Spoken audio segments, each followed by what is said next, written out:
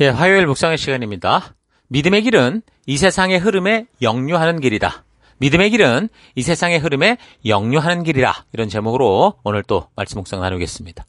자, 야고보가 말하는 믿음의 길은 우리가 그동안 듣고 생각한 대로 잘되고 복받고 이 세상에 그 누구도 두려울 것 없는 그런 삶이 아니라, 진정한 믿음의 길은 우리가 믿음대로 가야 하기에 생명의 길로 나아가는 좁은 길을 걸어가는 것. 그래서 두려워 보이고 손해보는 길 같고 생명까지도 위협당할 수 있는 길이다라는 거, 분명히 지금 야고보가 말해주고 있습니다. 성경은 사실 원래부터 이런 길이 믿음의 길이다, 이 믿음의 길이 분명하게 이렇다라는 걸 말씀하고 있었어요. 우리가 믿음의 길을 걷는다 하면서 그동안 자꾸 하나님께 듣고 싶은 거, 보고 싶은 것에 너무 지나치게 몰두해 있어서 우리가 원하는 것에만 귀가 열리고 눈이 열려서 성경의 어떤 한 부분만을 집중해서 그렇게 보고 있었기 때문에, 이런 진정한 성경이 말하는 믿음의 길이 이 성경의 역사를 전체를 통해 계속 우리에게 외치고 있는데도 우리는 보지도 못했고 듣지도 못했던 거죠. 그러니까 하나님께로부터 왔던 사람들, 그러니까 선지자나 사도들이나 제자들이나 사도 바울의 경우도, 예수님께서도 결코 믿음의 길이 쉽고 편하고 무조건 복받고 잘 되는 길이다라고 말한 적이 없어요.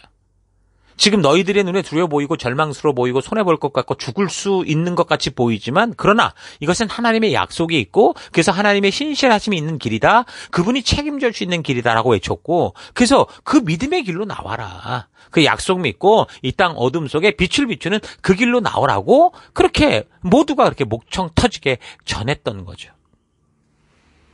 야고보서의 시작을 보면요, 이와 다를 바가 없어요. 그러니까 성경 어디도 다 똑같아요. 사실은 그 시간과 역사적 어떤 순간들이 다를 뿐이죠. 사람이 다를 뿐이죠. 그러니까 야고보는 그래서 편지를 시작하는 처음부터 이런 얘기를 선언합니다. 시험과 시련 속에서 인내 가지고 두려워하지 말고 믿음으로 나아가야 된다. 이 이야기부터 얘기를 시작하는 거예요. 믿음의 길은 이미 이렇게 시련과 시험과 연단과 핍박이 있는 것이다라는 사실에 대해서 초대교회 당시에는 사실 성도가 되는 누구나 대부분 기본적으로 그냥 상황이 그래서 인식할 수밖에 없었다고 봐요. 왜냐하면 믿음은 죽을 수도 있었기 때문에. 그러니까 우리나라 역사를 봐도 그렇거든요. 복음이라는 게 우리 이 한국에 들어올 때 선교사들의 그 목숨과 초기 그 성도들의 순교를 바탕으로 그렇게 전해졌단 말이에요. 그러니까 기독교 그러면 핍박과 박해는 기본이었습니다. 그런데 이런 이야기가 보이지 않기 시작한 것은 언제냐? 아마도 이제 한마디로 배부를 때요. 번영신학의 영향이 아닐까 싶습니다. 그러니까 번영신학이라는 것은 한마디로 하나님을 믿고 순종하고 헌금하면 물질적인 부를 누리고 육체적 건강을 누리고 성공적인 삶을 살아간다. 이 현세에서 번영할 수 있다라고 주장하는 그런 신학을 말하죠. 그러니까 가난하고 힘들고 어려운 사람들에게는 정말 절실한 얘기이긴 하거든요. 예수님이 가난을 지셨기 때문에 우리는 잘 먹고 잘 살 수 있다. 또 예수님께서 질고를 지셨기에 우리는 병드는 거 없이 건강하게 오래 살 수 있다. 이런 식으로 이제 가르쳤던 거예요.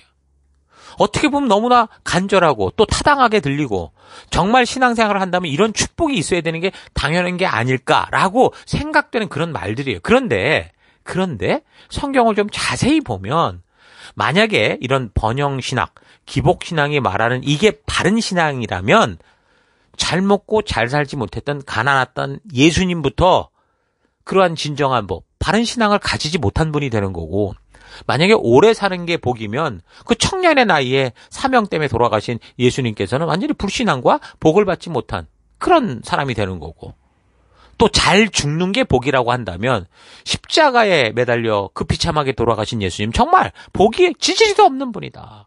어떻게 보면 저주받은 분이다. 그렇게 보게 되는 거 아닙니까? 그러니까 예수님은 세상의 복이 아니라 우리의 길과 진리와 생명 되신 분이시죠. 끊어졌던 하나님 아버지의 관계를 온전히 회복해 주신 분이십니다. 그래서 우리를 창조하신 하나님께 나아가는 유일한 길이 되시는 분이 우리 예수님이시죠. 그 길을 통해서만, 예수님을 통해서만 우리가 하나님의 자녀가 되는 권세를 얻게 됐고, 그래서 이제는 우리 하나님과 동행하는 삶을 살아가는 이 세상의 빛으로서 우리가 이 땅에 어둠 속에 보냄을 받은 겁니다. 그래서 구원 그 이후 우리에게 이렇게 하나님과 동행하는 삶, 그의 말씀의 뜻을 따라 이 어둠 속에 빛을 비추는 삶을 살아가는 것, 썩어가는 곳에 썩지 않게 하는 소금과 같은 삶을 살아가는 게 당연한 거예요. 그러니까 구원 그 이후에 어떻게 살아가야 하느냐 여기에 대해서 사실 이스라엘은 그 신의 산 언약을 통해서 분명한 존재의 목적과 하나님의 그 뜻을 배워서 알았었는데 이제 그 신의 산에서 배운 율법이 성취된 것을 믿고 믿음으로 유대교를 떠나 이제 하나님의 자녀된 그리스도인들에게는 그러니까 믿음의 백성으로 어떻게 살아가야 되느냐라고 하는, 그러니까 이제 우리에게 율법과 이런 게 완성이 됐다면 어떻게 우리가 살아가야 되느냐라고 하는 그런 구체적인 가이드가 사실은 좀 미흡했다고 볼 수 있죠. 왜냐하면 그때 이제 막 복음이 전파되어지고 교회가 심어지고 이런 일들이 지금 전파되고 있었으니까. 그러니까 목숨 걸고 예수를 믿겠다고 한 사람들이 그럼 구원 그 이후에 그럼 왜 이렇게 삶이 흔들릴 수밖에 없었을까? 근데 그게 이제 결국에는 말씀의 내재화가 안 됐거나 약했기 때문이었고, 그러니까 아까 말한 것처럼 말씀 자체가 아주 뿌리 깊게 심을 수 있는 그런 상황이 아니었기 때문인 겁니다. 그러니까 예수님이 사실 가르쳐 주셨던 그 산상순을 좀 잘 기억하고 그걸 잘 배웠다면, 바른 거기에 대한 이해가 있었다면 사실 성도로서 이제 부름받은 성도로서 구원 그 이후 어떻게 살아가야 되는지 더 구체적으로 알아서, 그래서 이제 아마 이 땅 가운데 그런 바른 사명을 가지고 마치 자신이 이제 작은 예수인 것처럼 살 수 있었을 거라고 보는데, 야고보서가 보내지는 그 당시 시기가 우리가 지금 보고 있는 우리 마태마가 누가요 사복음서가 다 적혀진 시기도 아니었단 말이에요. 대부분 전해주는 자, 그러니까 결국은 그래서 사도나 여러 증인들을 통해 듣고 그렇게 배워야 되는 그런 시절이었기 때문에 어떤 면에서 지금 예수님의 산상순 같은 경우도 그 가르침에 대해서 그들이 무지할 수밖에 없었다. 그러니까 말씀의 반석에 설 수 있는 그런 상황이 역사적으로 힘들었다라고 볼 수는 있어요. 그래서 이제 야고보서의 내용을 살펴보다 보면 그런 예수님께서 이 땅에 오셔서 말씀해 주셨던 그 산상순 같은 교훈, 이게 많이 담겨져 있는 걸 우리가 볼 수 있습니다.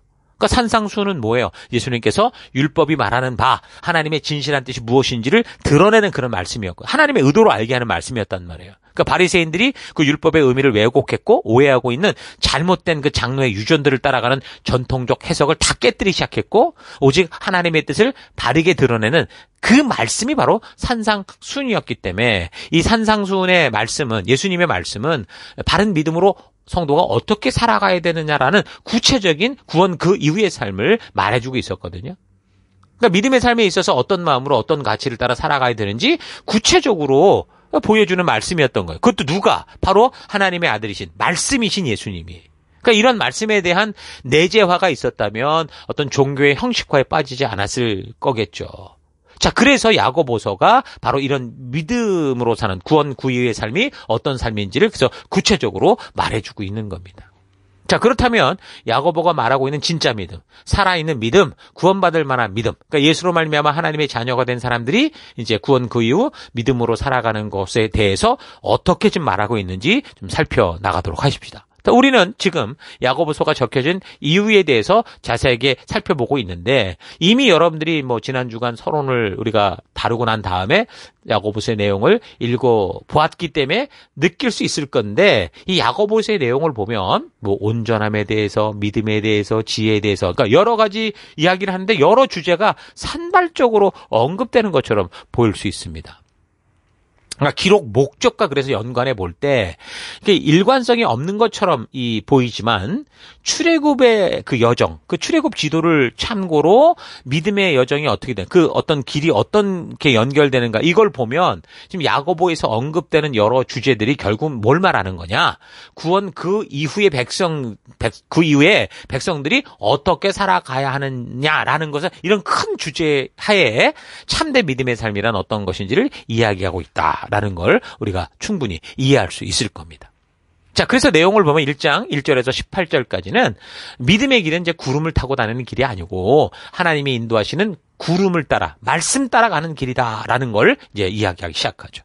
믿음의 길은 광야의 길, 다시 말하면 하나님이 인도하시는 대로만 가야 되는 길이기 때문에 거기에 시련과 시험이 있고 두렵고 손해보고 목숨까지 잃을 수 있는 그런 길처럼 보일 건데, 하나님은 그 두려워 보이는 그 상황과 환경 속에서 우리가 하나님의 약속과 신실하심을 믿는 믿음으로 그 길을 걸어갈 때 결국 생명과 축복된 하나님의 나라를 주신다라는 거, 이걸 알게 하는 거죠. 그러니까 성도의 삶에는 항상 그렇게 시험과 시련이 다가옵니다. 왜 그렇습니까? 대부분의 경우 이미 타락한 세상에서 하나님의 뜻대로 살고자 하는 이런 선택 자체가 우리에게 많은 시련과 시험을 주는 거예요. 물의 흐름과 역류하는 것은 당연히 물의 큰 저항을 만나게 되는 것과 같은 거죠. 또는 각자의 욕심에 끌려서, 그러니까 하나님을 내 마음대로 이용하고 싶은 마음에 이제 시험에 스스로 빠지는 경우가 많습니다. 그러니까 누구에게나 똑같이 다가오는 광야와 같은 이 상황과 환경을 자기의 욕심의 눈으로 보면 이게 시험의 길이고 죽음의 길처럼 보여요. 근데 하나님의 약속을 믿는 믿음을 가지고 보면 그 험난해 보이는 길이 생명의 길이고 우리가 성장하는 길이고 축복받는 길이 된다라는 거죠. 그래서 우리가 의의 길을 걸으려다가 만나는 그런 시험과 시련들은 믿는 자들로 하여금 두 마음을 품지 않고 오직 한 길, 말씀대로의 길을 선택하는 기회가 될 수 있는 거예요. 뭔가 저항이 오고 프레셔가 온다는, 어려움이 있다라는 것은 그 원인에 집중하게 되는 게 되거든요. 그래서 정말 믿음으로 보게 된다면 이 우리를 압축해가는 것 같지만, 그러나 압축이 아니라 우리에게 불순물을 빼는 거구나, 이런 걸 알게 되고, 그래서 바른 길을 찾아갈 수 있는 거죠. 물론 성도라도 이 선택의 기로에서 믿음의 길이 아니라 자꾸 편리한 길을 가려는 그런 경우도 있습니다. 그래서 이제 야고보서의 저자는 이 믿음의 시련이 있을 때 그렇게 쉬운 길을 따라가는 게 아니라 인내하며 그 길을 걸어라, 이 얘기를 하는 거예요. 근데 그런 인내는 믿음을 순수하게 하고 더욱더 믿음 안에서 성숙한 사람을 만들어 간다라는 거죠. 그 연단의 시기를 바르게 말씀대로 거리려고 하면 우리의 믿음에 끼어든 그 거품들, 불순물들, 이런 게 제거되면서 참된 하나님의 백성으로 순수하고 순결하게 정말 믿음으로 강하고 바르게 성장하여 예수 그리스도의 장성한 분량에 이르게 된다라는 거예요. 여러분, 이 쇠를 달구어서 계속해서 망치로 때리면 그 쇠 속에 있는 조그만 공간들도 자꾸 없어져서 그 쇠가 정말 단단한 쇠가 돼가거든요. 대장장이들이 하는 게 그거 아닙니까? 그것처럼 우리의 믿음이 이렇게 시험과 시련을 통해 자꾸 이렇게 맞고 두들기다 보면 우리의 믿음 사이에 있었던 그 불순물들, 불신앙들, 의심들이 다 없어지는 거고, 그래서 어떤 시련과 환난이 다가와도 그 안에서 굳건한 믿음의 사람으로 주신 믿음의 길을 걷는 그런 하나님의 거룩한 백성이 될 수 있다는 거예요. 자, 그래서 1장의 이 시작에서 야고보서는 이런 참된 믿음이란 이런 거다. 시험과 시련을 만날 때 손해보는 것 같고 두렵고 죽을 것 같은 상황에서도 하나님의 약속이 있고 신실함이 있으니 그걸 믿고 행함으로 말미암아 순종함으로 더 거룩해지고 더 성숙해지는 길을 걷는 거다. 이 사실을 이제 먼저 그 편지의 서론적인 얘기로 그렇게 우리에게 전해주는 겁니다. 자, 그래서 오늘 하루 나의 믿음의 삶이 하나님의 뜻대로 걷고자 하는 인내의 길을 가고 있는지, 아니면 겉은 신앙적이어 보이는데 그저 종교적인 법칙에 숙달된 삶을 살아가면서 결국 욕심에 뿌리를 둔 그 길로 걷고 있지는 않은가 좀 되돌아봤으면 좋겠습니다. 하나님은 누구도 시험하시지 않으십니다. 우리를 시험과 환난 속에서 생명의 길, 축복의 길로 인도하시는 분이에요. 그러니까 우리가 걷는 이 세상에서의 삶 속에서 세상과는 전혀 다른 방향으로 나아가는 성도들에게 삶의 모든 것은 어떻게 해요? 시험과 시련이 될 수 있다라는 거 잊지 마시고, 그런 시련과 시험을 만날 때 날개 달고 피해가고 날아오르는 그런 인생이 아니고 믿음 가지고 이 욕심에 빠지지 않고 끝까지 하나님이 인도하시는, 먼저 우리 예수님이 걸어가신 그 말씀대로의 길을 걷는 우리가 될 수 있기를 축원합니다. 그러니까 하나님의 말씀을 알아도 흔들릴 수 있는 것이 자유의지를 가진, 이 본능을 가진 사람들의 모습이거든요. 그렇다면 하나님의 말씀을 아는 게 무슨 소용일까? 생각해 보십시오. 본능적으로 욕심을 따라 살아가고자 하는 우리가 그나마 이 하나님의 말씀을 듣고 그 말씀대로 살고자 하는 노력조차 하지 않는다면 이 세상은 과연, 성도는 과연 어떤 삶을 살아가게 되겠습니까? 그래서 말씀을 아는 것을 넘어서 그 하나님의 말씀을 통해 그 말씀에 담긴 하나님의 진심, 그러니까 하나님의 의도를 우리가 만날 수 있어야 된다라는 거예요. 말씀 속에서 하나님의 진심, 그 의도를 만나지 못하고 하나님의 진정한 뜻을 모르면 어떻게 돼요? 쉽게 모든 걸 오해해요. 자기의 생각대로 착각에 빠져요. 그러다 보면 사탄의 유혹에 쉽게 넘어지고 마는 겁니다. 시험과 시련에 이길 수 있는 가장 강력한 힘은 그래서 이 하나님의 말씀을 통해, 이 성경과 역사를 통해 그걸 뭘 알아야 돼요? 하나님의 진심, 하나님의 의도를 아는, 거듭난 믿음이 가장 강력한 힘입니다. 그러니까 성경의 지식을 많이 알고 있다. 그걸 말하는 게 아니고 하나님의 진심을 아는 믿음, 하나님의 의도를 아는 믿음만이 우리로 하여금 어떤 상황과 환경 속에서도 우리를 부르신 그 부르심의 길에서 변치 않고 주님이 계신 그것을 향해 믿음의 길을 걸어갈 수 있는 겁니다. 그러니까 예수를 믿는 믿음을 따라 이 세상에 역류하는 그런 인생을 우리가 살기로 했다면 우리의 삶 곳곳에 살아갈 때 다가오는 시험과 시련과 역경과 고난 당하는 거 좀 당연하게 여기고요. 그래서 그것 때문에 우리가 막 너무 이렇게 스트레스 받지 마시고 또한 그것을 인내하는 것을 넘어서 우리가 확실한 하나님의 자녀가 되었기에 이게 우리에게 오는 거구나라는 걸 좀 깨달아서 참 기쁘게 그걸 여기고 기쁨으로 우리가 이 어려움을 감당해 가는 거죠. 그래서 끝까지 즐거움으로 이 말씀의 가치를 따라 이 하나님 나라의 길을 걸어가는 여러분과 제가 될 수 있기를 주의 이름으로 축원합니다. 오늘 하루도 힘내십시오. 잠시 기도하겠습니다. 하나님은 이 세상이 흘러가는 지옥의 길에서 우리로 하여금 천국의 길로 부르셔서 오라 하셨는데 얼굴은 주님을 보고 있지만 주님께로 나아가고자 하지 않고 세상의 흐름에 그냥 몸을 맡기고 그것을 즐기며 살아왔던 삶을 회개합니다. 용서해 주옵소서. 하나님 믿음의 길은 험난한 길이라는 사실, 이 세상을 살아가는 동안 그 믿음의 길은 시련과 핍박과 환난이 있는 삶이다라는 것 잊지 않고 그 시험과 시련을 만날 때 그래서 오히려 기뻐하며 끝까지 주님의 뜻대로 살아내는 우리가 되길 원합니다. 이 시련이 있는 삶을 이겨낼 수 있는 가장 강력한 힘은 다른 게 아니라 바로 하나님의 진심을 아는 것이다라는 거 잊지 않고 말씀을 통해 성경과 역사를 통해 하나님의 진심을 만나는 하나님의 의도를 만나는 이런 말씀의 묵상들이 계속되는 하루하루 되기를 원합니다. 하나님이 믿음의 길은 이 세상의 흐름과 역류하는 길이다라는 거 잊지 않고 우리가 끝까지 이 믿음의 길을 담대히 걸어내는 우리가 될 수 있도록 오늘 하루 될 수 있도록 주님 역사하여 주옵소서. 함께 하심을 감사드리고 예수님 이름으로 기도했습니다. 아멘.